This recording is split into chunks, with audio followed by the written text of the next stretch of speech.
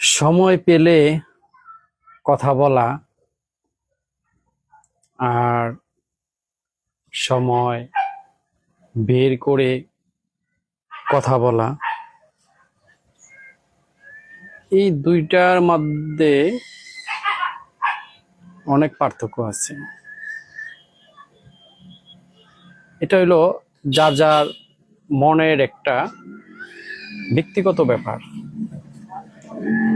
তবে চাইলে কিন্তু, ইচ্ছে করলে কিন্তু প্রতিটা মানুষই কথা বলতে পারে। আর যদি মনের মধ্যে একটু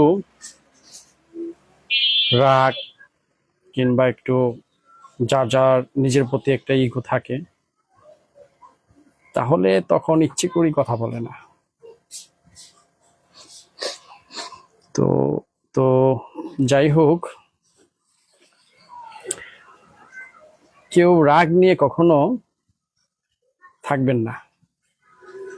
মনের মধ্যে রাগ নিয়ে থাকলে আপনার নিজেরই কষ্ট হবে।